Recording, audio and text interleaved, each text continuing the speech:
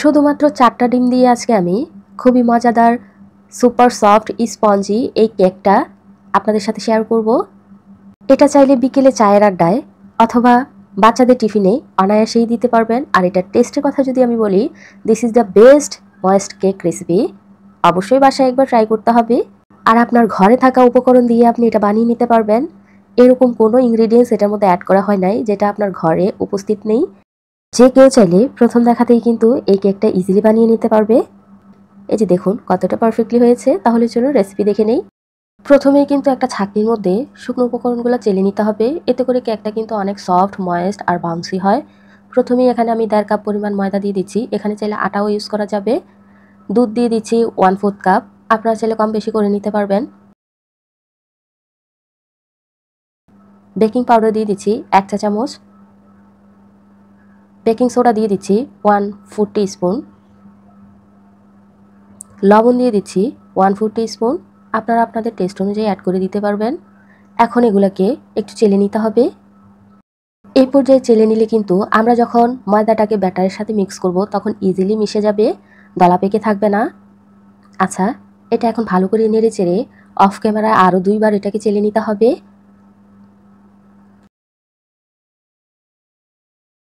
এখন একটা বোলের মধ্যে আমি নিয়ে নিচ্ছি রুমের স্বাভাবিক তাপমাত্রায় থাকা 4টা ডিম। ফ্রিজে থাকলে অবশ্যই 15 থেকে 20 মিনিট আগে নামিয়ে রাখবেন।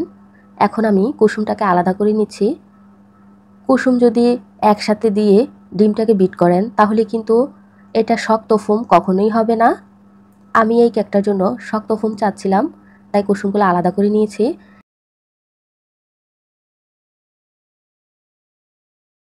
এখন এই ডিমের সাদা অংশের সাথে 1 চা চামচ আমি দিয়ে দিলাম ভিনেগার। এই ভিনেগারটা দেওয়ার কারণে কিন্তু খুব ইজিলি এটা কয়েক মিনিটে আপনি ফোম করে নিতে পারবেন, কোনো কষ্ট হবে না। হঠাৎ করে মেহমান চলে আসলে কিন্তু অনায়াসেই আপনি এই কেকটা কয়েক মিনিটেই বানিয়ে নিতে পারবেন। ছোটোখাটো টিপস ফলো করলে কিন্তু কেক বানানো একেবারেই সোজা। কিছুক্ষণ বিট করে নিলেই দেখবেন এটা ফোম হওয়া শুরু হয়ে যাবে। আর ঘড়ি ধরে 2 থেকে 3 মিনিট বিট করে নিলেই দেখবেন খুব সুন্দরভাবে এটা কিন্তু স্টিম হওয়া শুরু হয়েছে। এ পর্যায়ে আমরা চিনি অ্যাড করব। এখানে আমি 1 কাপ চিনি নিয়ে নিলাম। পুরোটা আমি একসাথে দিয়ে দিব না, 2 বারে ইউজ করব।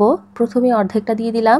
এখন ভালো করে ততক্ষণ পর্যন্ত বিট করে নিতে হবে যতক্ষণ পর্যন্ত এই চিনিটা গলে না যায়। প্রথমবার দেওয়া চিনিটা গলে গেলেই দ্বিতীয়বার আবারও দিয়ে দিতে হবে। আর চিনিটা দেওয়ার কারণে কিন্তু ফোমটা আরও ঘন হওয়া শুরু হয়েছে, নিশ্চয়ই খেয়াল করেছেন। এখন এটাকেও ভালো করে মিক্স করে নিতে হবে ততক্ষণ পর্যন্ত যতক্ষণ পর্যন্ত চিনিটা পুরোপুরি গলে না যায়। এটা একটু মেকশিওর হয়ে নেবেন চিনিটা গলেছে কিনা। যদি দেখেন গলে গেছে তাহলে এই পর্যায়ে বিট করা বন্ধ করে দিবেন।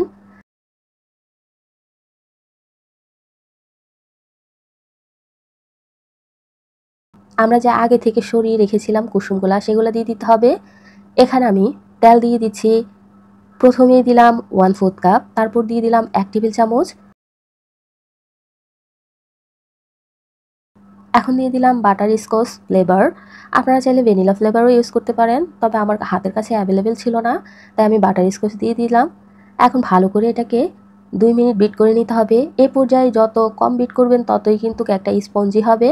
বেশি বিট করলে কিন্তু ফোমটা নষ্ট হয়ে যাবে, কেকটা কখনোই ভালো হবে না। এদিকে আপনারা একটু বিশেষ নজর রাখবেন। ছোটোখাটো টিপসগুলো ফলো করলে কিন্তু ইনশাল্লাহ বেকারি স্টাইল কেক কিন্তু আপনি ঘরেই বানিয়ে নিতে পারবেন। এই যে দেখুন আমি কতটা কম বিট করেছি, নিশ্চয়ই খেয়াল করেছেন। এখনও আমার ফোমটা কতটা স্টিফ আছে। এই পর্যায়ে এসে কিন্তু আবারও চালনি দিয়ে চেলেই দিতে হবে। এই যে দেখুন আমি কিছুটা শুকনো উপকরণ দিয়ে দিলাম চেলে। সবগুলা কিন্তু একসাথে দেওয়া যাবে না, ধাপে ধাপে আমরা দিব আর এগুলাকে মিক্স করে নিব।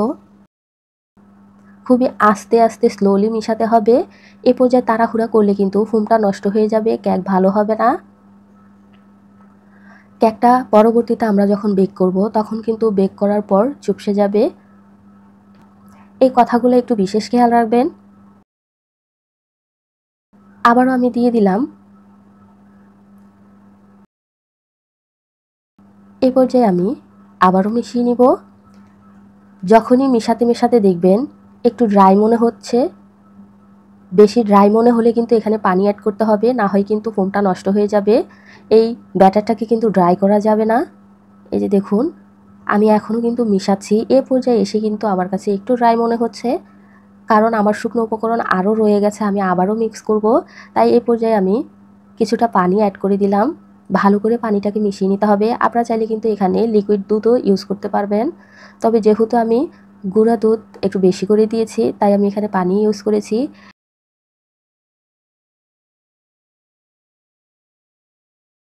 এটা কিন্তু আমার লাস্ট বার, আমি এরপর আর শুকনো উপকরণ দিব না। আমি যা ছিল সবগুলাই দিয়ে দিলাম। তাই এখানে আরও 2 টেবিল চামচের মতো আমি পানি অ্যাড করেছি, কারণ শুকনো উপকরণগুলো মিশাতে মিশাতে ব্যাটারটা ড্রাই হয়ে যাবে। এই যে দেখুন, অনেকক্ষণ যাবত আমি আস্তে আস্তে এটাকে মিশিয়ে নিচ্ছি। ভিডিওটা বড় হয়ে যাচ্ছে বলে আমি ফাস্ট ফরওয়ার্ড করে দিয়েছি আপনাদের বোঝার সুবিধার্থে। এই যে দেখুন, আমার কিন্তু মিশানো হয়ে গেছে। এই পর্যায়ে আমি কিছুটা মোরব্বা নিয়েছি, এটার সাথে 2 টেবিল চামচ ময়দা দিয়ে দিলাম। এখন ভালো করে কোট করে নিতে হবে। ময়দাটা দেওয়ার কারণে কিন্তু এই মোরব্বাগুলা একসাথে জড়ো হয়ে থাকবে না, ইজিলি কিন্তু আপনি ব্যাটারের মধ্যে দিয়ে দিতে পারবেন। এটা এক এক জায়গায় এক এক পজিশনে থাকবে, না হয় একসাথেই কিন্তু জড়ো হয়ে এগুলা একসাথেই বসে যাবে। মেশানো হয়ে গেলে দিয়ে আমি আলতো হাতে একটু নেড়েচেড়ে মিশিয়ে নিচ্ছি।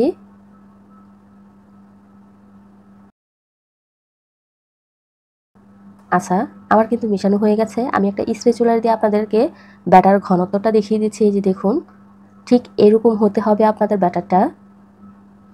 আমার দেখানো প্রসেস অনুযায়ী কেক বানালে কিন্তু আপনাদের ব্যাটার কিন্তু এরকমই হবে, কোনো হেরফের হবে না। এখন আমি একটা মোল্ড নিয়ে নিলাম। এই মোল্ডের মধ্যে আমি ব্যাটারটাকে ঢেলে দিচ্ছি।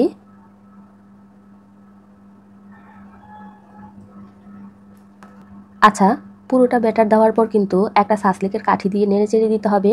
এই যে উপরে যে বাবলসগুলো দেখতেছেন, এগুলা থাকলে কিন্তু কেকটা বেক হওয়ার পর ভিতরে ফাঁকা ফাঁকা দেখা যাবে। তাই এগুলাকে একটু কাঠি দিয়ে মিক্স করে দিবেন। আচ্ছা, মিক্স করার পরও কিন্তু দেখেন উপরে অনেকগুলা বাবলস রয়ে গেছে। একটু ঝাঁকড়িয়ে দিবেন, এতে করে কিন্তু বাবলসগুলা মিশে যাবে। এখন এটাকে আপনারা চাইলে গ্যাসের চুলায় বেক করতে পারেন। আমি এটাকে আজকে ওভেনে করে দেখাবো। 180 ডিগ্রি সেলসিয়াসে আপ ডাউন হিট অন করে মিডল তাকে রেখে এটাকে আমি 20 থেকে 30 মিনিটের জন্য বেক করে নিব। ইতিমধ্যেই দেখবেন আমার কেকটা পারফেক্টলি হয়ে যাবে। মাশাআল্লাহ, কেকটা কিন্তু আমি নামিয়ে নিয়ে এলাম। নিশ্চয়ই খেয়াল করেছেন কতটা সুপার সফট হয়েছে। এখন আমি এটাকে মোল্ড আউট করে নিব। একটু সাবধানে মোল্ড আউট করবেন।